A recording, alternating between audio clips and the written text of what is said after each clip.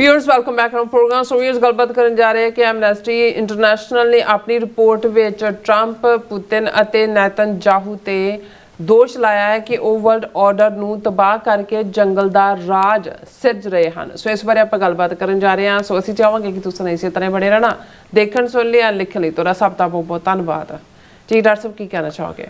देखो ਇਹਦੇ 'ਚ ਕੋਈ ਸ਼ੱਕ ਨਹੀਂ ਹੈ ਕਿ ਰਿਪੀਟਡਲੀ ਅਸੀਂ ਵੀ ਇਹ ਦੁਹਰਾਉਂਦੇ ਹਾਂ ਕਿ ਜਿਸ ਅੰਦਾਜ਼ ਦੇ ਵਿੱਚ ਅਮਰੀਕਾ ਦੀ ਔਰ ਪੁਤਿਨ ਦੀ, ਕਿਉਂਕਿ 4 ਸਾਲ ਤੋਂ ਯੂਕਰੇਨ ਜੰਗ ਜਾਰੀ ਹੈ, ਉਹ ਮੁਲਕ ਦੀ ਸੋਵਰਨਿਟੀ ਨੂੰ ਨਾ ਮੰਨ ਕੇ ਇੱਕ ਇੰਡੀਪੈਂਡੈਂਟ ਸੋਵਰਨ ਮੁਲਕ ਦੀ ਟੈਰੀਟਰੀ ਨੂੰ ਆਪਣੇ ਕਾਬੂ 'ਚ ਕਰਨਾ, ਔਰ ਇਜ਼ਰਾਈਲ ਜਿਹਨੇ ਸਾਰੇ ਇੰਟਰਨੈਸ਼ਨਲ ਲਾਜ਼ UN ਰੈਜ਼ੋਲੂਸ਼ਨਸ ਉਹਨਾਂ ਨੂੰ ਰੱਦੀ ਦੀ ਟੋਕਰੀ 'ਚ ਸੁੱਟ ਕੇ ਜਿਸ ਅੰਦਾਜ਼ 'ਚ ਉਸਨੇ ਵੈਸਟ ਬੈਂਕ ਔਰ ख़ास ਤੌਰ 'ਤੇ ਗਜ਼ਾ ਦੇ ਵਿੱਚ ਨਸਲਕੁਸ਼ੀ ਕੀਤੀ, 1 ਲੱਖ ਤੋਂ ਜ਼ਿਆਦਾ ਫਲਸਤੀਨੀਆਂ ਨੂੰ ਮਾਰਿਆ ਜਿਨ੍ਹਾਂ 'ਚ 2/3 ਔਰਤਾਂ ਔਰ ਬੱਚੇ ਸੀ, ਔਰ ਉਹੀ ਕੰਮ ਹੁਣ ਲਬਨਾਨ ਦੇ ਵਿੱਚ ਫੜਿਆ ਹੋਇਆ। ਔਰ ਇੰਡੀਪੈਂਡੈਂਟ ਮੁਲਕ ਹੈ ਲਬਨਾਨ, ਫਰੈਂਚ ਕਾਲੋਨੀ ਸੀ ਬਿਫੋਰ, ਲੇਕਿਨ ਬੇਰੋਕ ਟੋਕ ਇਹਦੇ ਬਾਵਜੂਦ ਕਿ ਮਾੜੇ ਮੋਟੇ ਰੈਜ਼ੋਲੂਸ਼ਨ ਇੱਧਰ ਉੱਧਰ ਕੋਈ ਹੁੰਦੇ ਰਹੇ ਜਾਂ UN ਨੂੰ ਤਾਂ ਬਿਲਕੁਲ ਇਰਰੈਲੇਵੈਂਟ ਕਰਤਾ। ਔਰ ਜਿਵੇਂ ਇਹ ਤਿੰਨੋਂ ਹੀ ਜਿਹੜੇ ਨੇ ਨੇਤਨਯਾਹੂ, ਪ੍ਰੈਜ਼ੀਡੈਂਟ ਟਰੰਪ ਔਰ ਪੁਤਿਨ, ਇਹ ਆਪਣੇ ਜ਼ੋਰ ਦੇ ਨਾਲ ਜਿਹੜਾ ਉਹ ਲਾਅ ਨੂੰ ਡਿਫਾਈਨ ਕਰ ਰਹੇ ਨੇ, ਇਸ ਦੇ ਉੱਤੇ ਇਹ ਚੰਗੀ ਗੱਲ ਹੈ ਕਿ ਭਾਈ ਘੱਟੋ ਘੱਟ ਨੋਟਿਸ ਲੈਣਾ ਸ਼ੁਰੂ ਕੀਤਾ। ਥੋੜ੍ਹੀਆਂ ਬਹੁਤ ਰਿਪੋਰਟਸ ਪਹਿਲਾਂ ਕਮਜ਼ੋਰ ਜਿਹੇ ਗਰੁੱਪਾਂ ਦੀਆਂ ਹੀ ਆਈਆਂ, ਉਹਨਾਂ ਨੂੰ ਪੁੱਛਦਾ ਕੌਣ ਹੈ ਵਿਚਾਰਿਆਂ ਨੂੰ। ਹੁਣ ਐਮਨੈਸਟੀ ਇੰਟਰਨੈਸ਼ਨਲ ਜਿਹੜੀ ਬਹੁਤ ਵੱਡੀ ਬਾਡੀ ਹੈ, ਐਨੂਅਲੀ ਹਰ ਮੁਲਕ ਦੇ ਉੱਤੇ ਉਹਨਾਂ ਦੀ ਰਿਪੋਰਟ ਹੁੰਦੀ ਹੈ, ਉਸ ਦੀ ਗੱਲ ਨੂੰ ਸੁਣਿਆ ਜਾਂਦਾ ਹੈ। ਔਰ ਐਮਨੈਸਟੀ ਇੰਟਰਨੈਸ਼ਨਲ ਨੇ ਆਪਣੀ ਤਾਜ਼ਾ ਰਿਪੋਰਟ ਜੋ ਦੁਨੀਆ ਦੇ ਵਿੱਚ ਘਾਣ ਗਜ਼ਾ ਦੇ ਵਿੱਚ ਹੋ ਰਿਹਾ ਹੈ, ਜੋ ਕੁਛ ਇਸ ਸਾਰੇ ਪੀਰੀਅਡ ਦੇ ਵਿੱਚ ਯੂਕਰੇਨ ਵਾਰ ਦੇ ਦੌਰਾਨ, ਔਰ ਈਵਨ ਜਿਹੜੇ UK ਵਰਗੇ ਮੁਲਕ ਦੇ ਵਿੱਚ ਪੀਸਫੁਲ ਪ੍ਰੋਟੈਸਟਰਸ ਨੇ ਜਿਹੜੇ ਫਲਸਤੀਨੀਆਂ ਦੇ ਹੱਕ 'ਚ ਆਏ, ਉਹਨਾਂ ਨੂੰ ਵੀ ਕਿਵੇਂ ਅਰੈਸਟ ਔਰ ਹਰਾਸ ਕੀਤਾ ਗਿਆ। ਇਹਨਾਂ ਸਾਰਿਆਂ ਦੇ ਮੱਦੇ ਨਜ਼ਰ, ਕਿਉਂਕਿ ਐਮਨੈਸਟੀ ਇੰਟਰਨੈਸ਼ਨਲ ਯੂਜਲੀ ਤਾਂ ਉਹ ਅਫਰੀਕਨ ਕੰਟੀਨੈਂਟ ਹੋਏ ਜਾਂ ਏਸ਼ੀਅਨ ਹੋਏ ਜਾਂ ਸਾਊਥ ਅਮਰੀਕਨ ਹੋਏ ਜਾਂ ਜਿੱਥੇ ਫੌਜੀ ਡਿਕਟੇਟਰਸ਼ਿਪਸ ਨੇ ਜਾਂ ਕਮਿਊਨਿਸਟ ਰੂਲਸ ਨੇ, ਉੱਥੇ ਹੀ ਡੈਮੋਕ੍ਰੇਸੀ ਵੈਸਟਰਨ ਯੂਰਪ ਔਰ ਅਮਰੀਕਾ ਤਾਂ ਜਿਹੜਾ ਸਿਟੈਡਲ ਹੈ, ਜਿਹੜਾ ਉਹ ਪੰਗੂੜਾ ਹੈ ਇਹ ਸਾਰੇ ਦਾ ਹਿਊਮਨ ਰਾਈਟਸ ਦਾ ਔਰ ਉਹਨਾਂ ਵੈਲਿਊਜ਼ ਦਾ। ਔਰ ਜਿਹੜੀ ਟਰਮ ਜਿਹੜੀ ਐਮਨੈਸਟੀ ਇੰਟਰਨੈਸ਼ਨਲ ਨੇ ਕਰੰਟ ਸਿਚੁਏਸ਼ਨ ਜਿਹਦੇ ਵਿੱਚ world order, new world order ਦੇ ਨਾਂ ਥੱਲੇ ਜੋ ਕ੍ਰੀਏਟ ਹੋ ਰਿਹਾ, ਉਸ ਨੂੰ ਬੜੇ ਸਖਤ ਲਫ਼ਜ਼ਾਂ ਦੇ ਵਿੱਚ ਇਹ ਕਿਹਾ ਪ੍ਰੈਡੀਟੇਟਰ। ਹੁਣ ਉਹ ਜਾਨਵਰ, ਇਹਨਾਂ ਨੂੰ ਐਨੀਮਲਸ ਦੇ ਨਾਲ ਕਿਹਾ ਜਾਂਦਾ ਜਿਹੜੇ ਕਿਲਰ ਹੁੰਦੇ ਨੇ, ਜਿਹੜੇ ਜ਼ੋਰ ਦੇ ਨਾਲ ਕਮਜ਼ੋਰਾਂ ਦੇ ਉੱਤੇ ਹਮਲਾ ਕਰਦੇ ਨੇ, ਸ਼ਿਕਾਰੀ ਔਰ ਉਸ ਕਿਸਮ ਦਾ, ਕਿ ਮਤਲਬ ਜਿਹਨੂੰ ਤੁਸੀਂ ਲਹੂ ਪੀਣਾ ਕਹਿ ਸਕਦੇ ਹੋ। ਦੂਸਰਾ ਇਹ ਲਫ਼ਜ਼ ਉਹਨਾਂ ਨੇ ਇਹਨਾਂ ਤਿੰਨੋਂ ਹੀ ਲੀਡਰਾਂ ਦੇ ਲਈ ਇਸਤੇਮਾਲ ਕੀਤੇ ਨੇ ਕਿ ਇਹ ਜਿਹੜਾ ਨਵਾਂ ਵਰਲਡ ਆਰਡਰ ਬਣਾ ਰਹੇ ਨੇ, ਔਰ ਇਹ ਉਹਨਾਂ ਦੀ ਸੈਕਟਰੀ ਜਨਰਲ ਐਗਨੈਸ ਕੈਲਾਮਾਰਡ ਹੈ ਐਮਨੈਸਟੀ ਇੰਟਰਨੈਸ਼ਨਲ ਦੀ, ਉਹਨਾਂ ਨੇ ਕੰਡੈਮ ਕੀਤਾ US president Donald Trump, Russia's Vladimir Putin and Israel's Benjamin Netanyahu as predators, और एक खूनी शिकारी और ये करने वाले। और उन्होंने कहा कि भाई ये they are seeking to impose a new predatory world order while most countries are too cowardly to stop them, rights group Amnesty International said on Tuesday। फिर कला ये नहीं है भी उन्होंने कंडेम किया, उन्होंने कहा भी बाकी दुनिया ਜਿਹੜੇ ਕਾਵਰਡਲੀ ਬਣੇ ਹੋਏ ਨੇ, ਡਰਪੋਕ ਬਣ ਕੇ ਜਿਹੜਾ ਕੋਈ ਜਿਹੜੀ ਮਲੀਦਾ ਕੀਤਾ ਜਾ ਰਿਹਾ ਹਿਊਮਨ ਰਾਈਟਸ ਦਾ, UN ਚਾਰਟਰ ਦਾ, ਇੰਟਰਨੈਸ਼ਨਲ ਲਾਅ ਦਾ, ਇੰਟਰਨੈਸ਼ਨਲ ਕ੍ਰਿਮੀਨਲ ਕੋਰਟ ਦਾ, ਇੰਟਰਨੈਸ਼ਨਲ ਕੋਰਟ ਆਫ ਜਸਟਿਸ ਦਾ, ਸਭ ਕਾਵਰਡ ਜਿਹੜੇ ਆਵਾਜ਼ ਚੁੱਕਣ ਤੋਂ ਇਨਕਾਰੀ ਨੇ। ਔਰ ਇਹ ਜਿਹੜੀ ਉਹਨਾਂ ਨੇ ਐਨੂਅਲ ਰਿਪੋਰਟ ਲੰਡਨ ਦੇ ਵਿੱਚ ਅੱਜ ਹੀ ਜਾਰੀ ਕੀਤੀ ਹੈ, ਉਹਦੇ 'ਚ ਉਹਨਾਂ ਨੇ ਕਿਹਾ ਕਿ such leaders have rejected the multilateral system developed since World War II in favor of vision without moral compass, where war not diplomacy rules, the report into global protection of human rights said कि भाई वो order ਇਹ ਸੀ ਕਿ ਭਾਈ diplomacy ਨਾਲ ਹੱਲ ਕਰਨਾ। ਇੱਥੇ ਹੈ ਵੀ ਹਰ ਚੀਜ਼ ਨੂੰ ਤੁਸੀਂ ਵਾਰ ਦੇ ਵਿੱਚ ਧੱਕੇ ਦੇ ਨਾਲ ਉਹਨੂੰ ਹੱਲ ਕਰਨਾ ਚਾਹੁੰਦੇ ਹੋ, ਔਰ ਤੁਸੀਂ ਕੋਈ ਮੋਰਲ, ਕੋਈ ਅਖਲਾਕੀ, ਕੋਈ ਜਿਹੜਾ ਰਿਸਟੇਨ ਹੀ ਨਹੀਂ ਹੈ ਕਿਸੇ ਪਾਸੋਂ ਵੀ।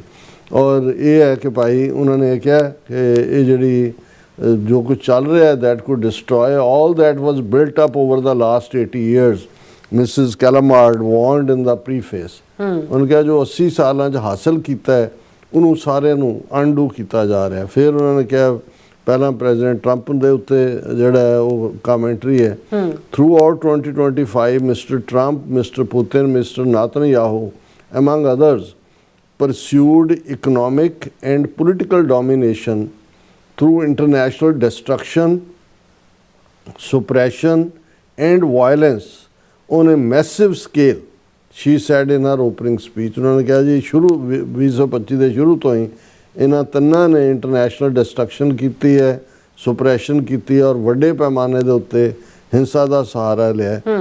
These leaders are destroying all that stands in the way of their domination and greed।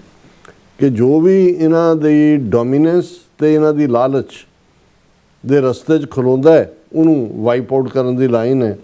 And assaulting the very foundations of universal human rights, ਕਿ ਜਿਹੜੀਆਂ ਹਿਊਮਨ ਰਾਈਟਸ ਦੀਆਂ ਫਾਊਂਡੇਸ਼ਨਸ ਨੇ, ਨੀਹਾਂ ਨੇ, ਉਹਨਾਂ ਨੂੰ ਤਬਾਹ ਕਰਨ ਦੀ ਲਾਈਨ ਜਿਹੜੀ ਆ ਉਹ ਫੜੀ ਹੋਈ ਹੈ। And rather than confront those predators, the majority of governments, most notably European governments, opted instead for appeasement। अब यूरोप ਦੇ ਸਾਰੇ ਨੇਸ਼ਨਸ ਨੂੰ ਹੀ ਜਿਹੜਾ ਉਹ ਇਸ ਦੇ ਵਿੱਚ ਰਗੜਿਆ ਕਿ ਭਾਈ ਤੁਸੀਂ ਬਜਾਏ ਕਿ ਇਸ ਦੇ ਜਿਹੜੀਆਂ ਯੂਨੀਵਰਸਲ ਹਿਊਮਨ ਵੈਲਿਊਜ਼ ਦਾ ਉਜਾੜਾ ਹੋ ਰਿਹਾ, ਬਰਬਾਦੀ ਹੋ ਰਹੀ ਹੈ, ਉਹਦੇ ਖਿਲਾਫ ਖਲੋਂਦੇ ਤੁਸੀਂ ਤਾਂ ਅਪੀਜ਼ ਕਰਨ ਤੇ ਲੱਗੇ ਹੋਏ ਹੋ, ਉਹਨਾਂ ਦੇ ਚਟੂਕਾਰ ਬਣੇ ਹੋਏ ਹੋ। और फिर उन्होंने कहा कि the spiraling conflict in the Middle East is just the latest example of this new predatory world order based on vision of the world that is dehumanized through racist ideology। कि तुसी नस्लवाद वापस खड़ा कर दिता है, डीह्यूमनाइज तुहाडी पहुँच है इशूज़ दे उत्ते। और ये जड़ा फिर दोनों की डिटेल है कि भाई आर्बिट्रेरी यूज़ ऑफ पावर किवें कीती जा रही है। फिर जड़ा पुतिन बारे कि भी हाईली रेसिस्ट, हाईली पैट्रीआर्किक, और ये जड़ियां ने सारियां दी जड़ा ह्यूमन राइट्स दियां धज्जियां उड़ाइयां जा रही ने। और इस तरह जड़ा इस दे उत्ते काफ़ी डिटेल है कि भी जड़े जदों ये गज़ा का जिक्र है कि भाई किवें उन्होंने focusing on Israel's action in Gaza, the report said the world's most powerful governments failed to take meaningful action to stop the genocide or to bring an end to Israel's unlawful occupation and apartheid। वितकरा, नस्लवाद और गैर कानूनी कब्जा और जो genocide, जो नस्लकुशी की थी, कोई उन्होंने रोकण लिए अगे नहीं आया, उहदे कामयाब नहीं होया रोकण। When it comes to facing up to these bullies and looters, almost every world leader has demonstrated cowardice। कि दुनिया के बहुते लीडरां ने almost हर एक ने एक डरपोकाना, कायराना जिहड़ा वो बिहेवियर दिखाया इन्हां बुलीज और लूटर्स के सामने। फिर उन्होंने दो मुल्कां नूं जिहड़ा क्रेडिट दिता है कि भाई यूरोपियन कंट्रीज स्लोवेनिया और स्पेन, जिन्हां ने गज़ा की जो इजराइल ने किया उन्होंने जेनोसाइड किया, और नाल दी नाल उन्होंने जिहड़ा उन्हां दे खिलाफ जिहड़ी है लाइन लई है। हुण मैं क्योंकि ये रिपोर्ट ऑलरेडी तैयार सी, लेकिन तीसरा मुल्क जिहड़ा मैं समझदा भी स्लोवेनिया और स्पेन तो बाद बनेगा हंगरी, क्योंकि हंगरी दे विच जिहड़ियां इलैक्शनां पिछले दिनां च होईयां ने, नहीं तो हंगरी च तां एक्सट्रीम जिहड़ा सपोर्टर सी प्रेजिडेंट ट्रंप का और रेसिज्म का और पुतिन का भी यार, वो हारिया हुण। और हुण जिहड़े प्रेजिडेंट बने मैगयार, उन्हें अज बयान दिता है। Magyar says Netanyahu will face arrest in Hungary. उन्होंने कहा कि भी जे इत्थे आया तो उन्होंने असी अरेस्ट करांगे। और जिहड़ा पिछला सी प्रेजिडेंट उन्हें तो इंटरनेशनल क्रिमिनल कोर्ट चों ही पुल कर लिया सी अपने आप नूं, जिहड़ा जून दे विच लागू होना सी।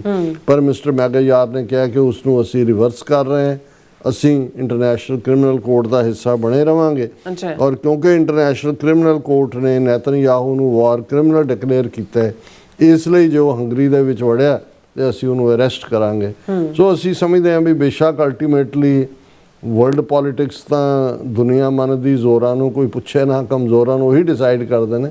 ਪਰ ਇਹ ਡੈਜ਼ਰਟ ਦੇ ਵਿੱਚ ਨਖਲਸਤਾਨ ਨੇ, ਓਏਸਿਸ ਨੇ, ਜੀ ਜਿਨ੍ਹਾਂ 'ਚ ਤੁਸੀਂ ਹੋਪ ਦੇਖਦੇ ਹੋ ਕਿ ਭਾਈ, ਔਰ ਇਹੀ ਜਿਸ ਯੂਰਪ ਨੂੰ ਜਾਂ ਗੋਰੀ ਰੇਸ ਨੂੰ ਜਾਂ ਉਹਨਾਂ ਨੂੰ ਅਸੀਂ ਬੁਰਾ ਭਲਾ ਵੀ ਕਹਿੰਦੇ ਹਾਂ ਬਹੁਤ ਵਾਰ, ਉਹਨਾਂ ਦੇ ਉੱਤੇ ਕੋਲੋਨਾਈਜ਼ ਔਰ ਦੂਜਾ ਜਿਹੜੀ ਆਵਾਜ਼ ਵੀ ਠੀਕ ਆਵਾਜ਼ਾਂ ਵੀ ਇੱਥੋਂ ਹੀ ਨਿਕਲਦੀਆਂ ਨੇ। ਹੁਣ ਕਿਹੜੀਆਂ ਅਫਰੀਕਨ ਕੰਟਰੀਜ਼ਾਂ, ਇਸਲਾਮਿਕ ਕੰਟਰੀਜ਼ ਦੇ ਵਿੱਚ ਫਲਸਤੀਨੀਆਂ ਦੇ ਹੱਕਾਂ 'ਚ ਮੁਜ਼ਾਹਰੇ ਹੋਏ ਨੇ ਜਾਂ ਉਹ ਸਰਕਾਰਾਂ ਨਿਕਲਣ ਦਿੰਦੀਆਂ ਨੇ ਬਾਹਰ ਤੁਹਾਨੂੰ, ਉਹ ਵੀ ਯੂਰਪ 'ਚ ਹੀ ਹੈ। ਉਹ ਅਰੈਸਟ ਵੀ ਹੋਈ ਅਮਰੀਕਾ 'ਚ ਵੀ ਉਹੀ ਨਿਕਲੇ ਨੇ, ਨਿਕਲਦੇ ਵੀ ਨੇ। ਸੋ ਇਹ ਇੱਕ ਪੋਜ਼ਿਟਿਵ ਗੱਲ ਹੈ ਮੈਂ ਸਮਝਦਾ, ਕਿਉਂਕਿ ਕਿਤੇ ਵੀ ਜੇ ਤੁਸੀਂ ਇਨਸਾਨੀ ਪੀੜ ਨੂੰ ਨਾ ਸਮਝਦਿਆਂ ਧੱਕੇ ਦੇ ਨਾਲ ਕੋਈ ਵੀ ਸਿਸਟਮ ਖੜੇ ਕਰੋਗੇ ਜ਼ੋਰ ਦੇ ਨਾਲ, ਤੇ ਉਹ ਗੁਰੂ ਨੂੰ ਵੀ ਕਬੂਲ ਨਹੀਂ ਹੈ। ਜਦੋਂ ਜ਼ੋਰ ਨਾ ਜੁਗਤੀ ਛੁੱਟੇ ਸੰਸਾਰ, ਨਾਲ ਜ਼ੋਰ ਦੇ ਨਾਲ ਤੁਹਾਨੂੰ ਰੂਹਾਨੀਅਤ ਮਿਲਦੀ ਹੈ। ਔਰ ਜਿਸ ਦੇ ਕੋਲ ਜ਼ੋਰ ਹੈ ਉਹ ਇੱਕ ਵਾਰ ਤਾਂ ਉਹਦੇ ਹੁਕਮ ਦੇ ਨਾਲ, ਜਿਸ ਹੱਥ ਜ਼ੋਰ ਕਰ ਦੇਖਿਆ ਸੋਏ ਨਾਨਕ ਉੱਤਮ ਨੀਚ ਨਾ ਹੋਏ, ਇੱਕ ਵਾਰੀ ਤਾਂ ਜਿਹਦੇ ਕੋਲ ਜ਼ੋਰ ਹੈ ਉਹਦਾ ਹੁਕਮ ਚੱਲ ਜਾਂਦਾ। ਪਰ ਇਹ ਰੱਬ ਨੂੰ ਚੰਗਾ ਨਹੀਂ ਲੱਗਦਾ, ਕਿਉਂਕਿ ਅਲਟੀਮੇਟਲੀ ਸਾਰੇ ਇੱਕ ਬਰਾਬਰ ਦੇ ਇਨਸਾਨ ਰੱਬ ਨੇ ਬਣਾਏ ਨੇ। ਕਿਸੇ ਨੂੰ ਜੇ ਸਕਤਾ ਸਕਤੇ ਕੋ ਮਾਰੇ ਤਾਂ ਮਨ ਰੋਸ ਨਾ ਹੋਈ, ਪਰ ਸਕਤਾ ਸੀਹੋ ਮਾਰੇ ਪੈ ਵਗੈ ਖਸਮੈ ਸਾਪ ਰਸੋਈ। ਜੀ ਰਾਜ ਸਾਹਿਬ, ਤੁਹਾਡਾ ਬਹੁਤ ਬਹੁਤ ਧੰਨਵਾਦ। ਸਾਥ ਲੈਣ ਬ੍ਰੇਕ ਵਿਊਅਰਸ, ਤੁਸੀਂ ਇਸੇ ਤਰ੍ਹਾਂ ਬਣੇ ਰਹਿਣਾ। ਮਿਲਦੇ ਹਾਂ ਆਫਟਰ ਦਿਸ ਸ਼ਾਰਟ ਬ੍ਰੇਕ।